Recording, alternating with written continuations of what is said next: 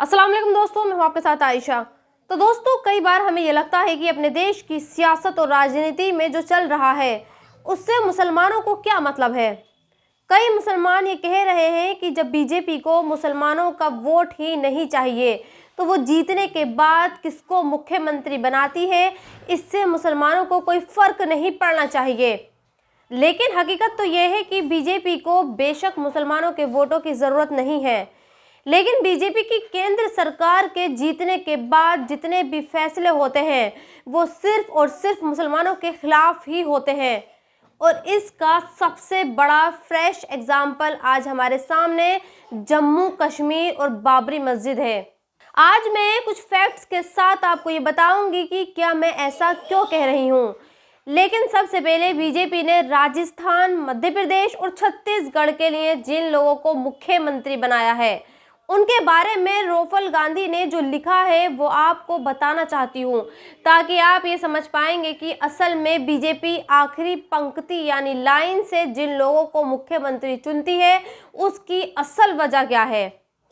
दरअसल राहुल गांधी ये लिखते हैं कि बीजेपी में जो भी फैसले होते हैं वो दो जगह से होते हैं, एक गुजरात से और एक नागपुर से। तो चलिए पहले गुजराती जोड़ी की बात करते हैं। राहुल गांधी लिखते हैं कि हाल फिलहाल में जो भी फैसले लिए गए हैं वो नए लोगों को लाने या फिर एक खास जाति को साधने के लिए नहीं है, बल्कि ये गुजराती जोड़ी के अंदर का डर है। ये जोड़ी ऐसे लोगों को चुन रही है जिसमें बगावत ना हो, जो विरोध ना कर सके। मिसाल के तौर पर इन नामों को देखिए, ये सभी वैसे ही नाम हैं जैसे आज की डेट में राजस्थान, मध्य प्रदेश के लिए भजनलाल और मोहन यादव के हैं। इन्हें लाने का मकसद ये है कि इन्हें कभी भी ऐसे निकाल फेंका जा सकता है जैसे दूध से मक्खी को निकालकर फेंका जाता है। खैर, ये बीजेपी का मामला है और बीजेपी को मुसलमानों का वोट नहीं चाहिए, इसलिए इस बारे में ज्यादा सोचने की जरूरत नहीं। लेकिन अगर आप इसके दूरगामी परिणाम देखेंगे तो आप ही जानेंगे कि बीजेपी की केंद्र सरकार के सारे फैसले मुसलमानों से ही जुड़े होते हैं। जैसे कश्मीर का मसला, हाल ही में सुप्रीम कोर्ट ने भी ये कह दिया है कि कश्मीर के लिए धारा 370 के कोई मायने नहीं है, यानी अब कश्मीर को कोई भी स्पेशल स्टेटस नहीं मिलेगा। लेकिन आज आपको मोहम्मद तनवीर नाम के एक पत्रकार ने जो लिखा है वो मैं आपको पढ़कर बताती हूँ।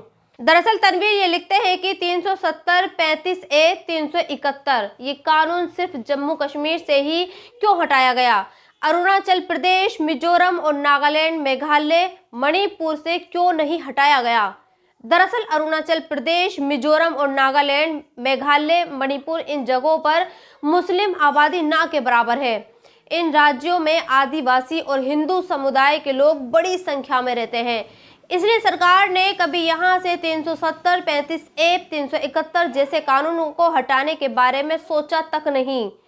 लेकिन जम्मू कश्मीर में चूंकि मुस्लिम बहुसंख्यक हैं, यानी उनकी आबादी ज्यादा है और उनका मेन रोजगार सरकारी नौकरी और वहां की जमीनों से उगने वाले सामग्री है, साथ ही जम्मू कश्मीर के लोग दूसरे राज्य में काम करने भी नहीं जाते।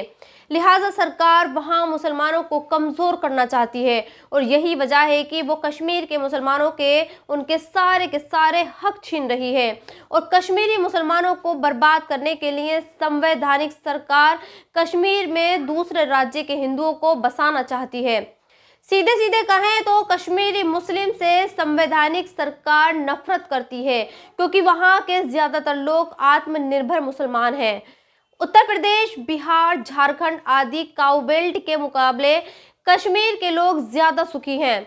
अब बात करते हैं हिमाचल प्रदेश, अरुणाचल प्रदेश, मिजोरम, नागालैंड, मेघालय और मणिपुर आदि इन राज्यों में भी बाहर के लोग जमीन नहीं खरीद सकते, सरकारी नौकरी नहीं कर सकते। बीबीसी की एक रिपोर्ट के अनुसार इन राज्यों में भाड़े का घर लेना और खुद का बिजनेस करना बहुत ही मुश्किल है। लेकिन फिर भी वहां पर कश्मीर जैसा कानून अभी भी लागू है और किसी को कोई फर्क नहीं पड़ता। लेकिन कश्मीर में चूंकि मुस्लिम समुदाय के बहुसंख्यक हैं और अगर चुनाव भी होते हैं तो मुख्यमंत्री मुस्लिम ही बनता है, लिहाजा संवैधानिक सरकार की मंशा है कि दूसरे राज्य के हिंदू लोगों को बसाकर कश्मीर से मुस्लिम की आबादी को कम करके हिंदू आबादी को बढ़ाया जाए। और रही बात सुप्रीम कोर्ट की, तो मुसलमानों के प्रति कोर्ट के पुराने जजमेंट देखने के बाद भी अगर मुस्लिम समुदाय ये सोचता है कि कोर्ट उनके साथ इंसाफ करेगा तो ये मूर्खता की पराकाष्ठा है। जो कोर्ट हिंदुओं द्वारा सामूहिक बलात्कार पीड़िता बिल्किस बानो को इंसाफ न दे सका, जो कोर्ट 2002 मुस्लिम नरसंहार में मारे गए लोकसभा सांसद एहसान जाफरी को इंसाफ नहीं दे सका, जो कोर्ट भारत के अलग अलग हिस्से में हुए लाखों मुसलमानों के नरसंहार के आरोपियों को सजा नहीं दे सका, जो कोर्ट खुद कहता है कि बाबरी मस्जिद किसी मंदिर को तोड़कर नहीं बनाई गई और मस्जिद में मूर्ति रखना अपराध था, फिर भी वही कोर्ट बाबरी मस्जिद की जगह पर मंदिर बनाने का फैसला सुना देता है। क्योंकि इस देश में हिंदू बहुसंख्यक हैं, जो कोर्ट बहुसंख्यक समुदाय को खुश करने के लिए मुसलमानों के धार्मिक मामलों पर दखल देकर 3 तलाक को सरकार की मदद से खत्म करवा देता है। तो आप सोचते हैं वो आपके साथ इंसाफ करेगा? जिस सुप्रीम कोर्ट का जज मस्जिद की जगह मंदिर बनाने का आदेश देता है और फिर शराब पीकर जश्न मनाता है, आपको लगता है कि वो मुसलमानों को इंसाफ देगा? यकीनन नहीं। और शायद यही वजह है कि कश्मीर के पूर्व मुख्यमंत्री फारूक अब्दुल्ला आज अपना दर्द कुछ इस अंदाज में बयान करते हैं। अब आपको फारूक अब्दुल्ला को भी सुनना चाहिए। में जाए, आपने ऐसा क्यों बोला? देखिए, आप लोग मुझे तंग करते हैं। आप जानते हैं कि हमने पहले ही आपके सामने रखा और आप उसको जहन्नम की तरफ ले जा रहे हैं। जो जन्नत जो है उसके लिए तो कुछ नहीं किया जा रहा। अगर फिर दोस्त बर रोए जमी अस्त हमी अस्तो हमी अस्तो हमी अस्त। If there is a heaven on this earth, it is here, it is here, it is this. लेकिन वो जब आप बताइए जन्नत के लिए क्या किया? इलेक्शन अभी तक आप नहीं कर रहे हैं। सारी रियासतों में इलेक्शन कर रहे हैं। हमारा क्या गुनाह है कि आप हमारे इलेक्शन नहीं कर रहे हैं?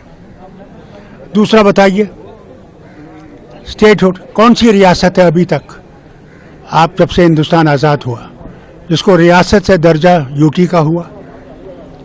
बल्कि यहाँ तो मैंने देखा यूटी रियासत बनती, तो रियासत का क्या किया? जहन्नम नहीं बनाया। किस लिए? क्या फायदा? आप कहते हैं टेररिज्म खत्म हो गया। क्या खत्म हुआ? क्या आज हमारे फौजी और अफसर नहीं शहीद हो रहे हैं? क्या लोग नहीं मर रहे हैं? आप टूरिज्म की बात करते हैं। आज तक उन्होंने टूरिज्म पे हमला नहीं किया, मगर एक टूरिस्ट पे हमला करेंगे, आप देखेंगे टूरिस्ट जीरो हो जाएगा, जीरो हो जाएगा। ये तो शुक्र कीजिए वो नहीं कर रहे हैं, क्योंकि हमारा सब कुछ उसी पर डिपेंडेंट है। हमारे पास कोई फैक्ट्री नहीं है। इन्हें कहा हम फैक्ट्रियाँ लाएंगे। कौन सी फैक्ट्री लाई? वो भी यूनाइटेड अरब रिपब्लिक से इमार का एक मॉल बन रहा है। मॉल, हमारे यहाँ पहले ही मॉल है, उसकी कमी नहीं है। तो मेरा तो यही है, हम इस वतन के वासी हैं। ये हमारा वतन है। अगर हमारा वतन हो के हमसे इंसाफ नहीं हो रहा तो बताइए फारूक अब्दुल्ला क्या कहेगा? जहन्नम में तो पहुंचा ही आपने। तो तैश में आकर बोले थे आप। क्या करूं? दिल दुखता है अंदर से। मैंने लोगों के सामने जाना पड़ता है, मुझे गालियां पड़ती हैं। किसकी नीतियों की वजह से हुआ ये? इसलिए बताइए क्यों किया? अगर हम खड़े हैं यहाँ पे, कौन था जब 96 में इलेक्शन हुए? कौन पार्टी थी? क्या कांग्रेस थी? बीजेपी थी? ये जो आजकल नाच रहे हैं थे?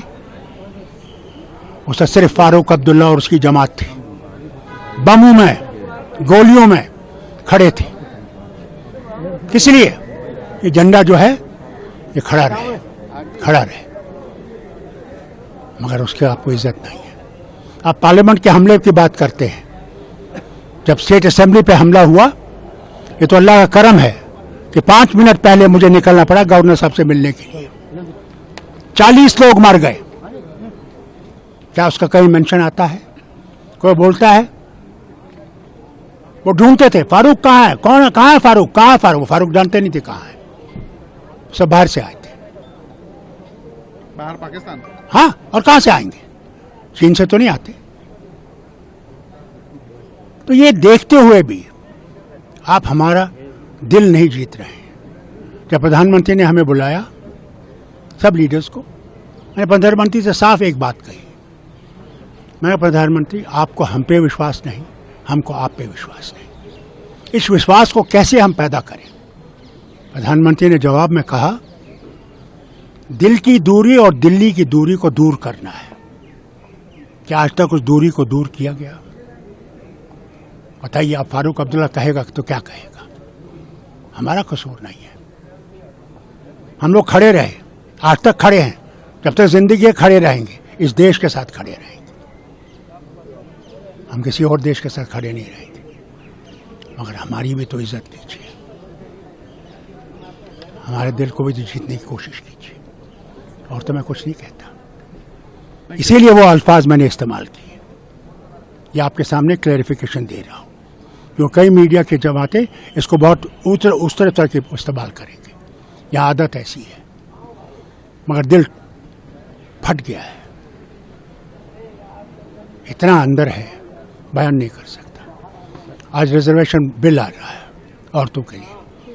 बताइए किस स्टेट में औरतों के लिए, मैंने लड़कियों के लिए 50% रिजर्वेशन रखी मेडिकल कॉलेज में, क्योंकि हमारी औरतें आज भी मर्द डॉक्टर को दिखाना नहीं चाहती। जैसे राजस्थान में है, मैंने वहां से डॉक्टरी की है, रिजर्वेशन दी। किसी और स्टेट ने दी? पंचायत में 33% मेरी हुकूमत ने थी। मेरी हुकूमत नहीं थी जब ये डीडीसी बना। मैं उस वक्त भी उसको भी रिजर्वेशन देता। कहते ना पंडितों का, हंडू साहब थे, रेवेन्यू मिनिस्टर थे, कश्मीरी पंडित थे, मुसलमान इलाके से नेशनल कॉन्फ्रेंस को जितवाया। बखलू लेडी हिंदू कश्मीरी पंडितानी थी, उसको अपर हाउस में लाया कि इनकी आवाज हो, ये बोल सके, ये अपने मुद्दे उठा सके। हमने कभी मजहब में फर्क नहीं किया। आप हिंदू हो, मुसलमान हो, सिख हो, ईसाई हो, बौद्ध हो, हम सब इकट्ठे हैं। ये देश तभी आगे चलेगा जब हम इस बात पर रहेंगे, ये देश हम सबका है और इस देश को हम सब ने चलाना है। इस देश की मानता रखनी है, नहीं तो क्या रहेगा? देश को कुछ हो गया तो क्या हम बच जाएंगे?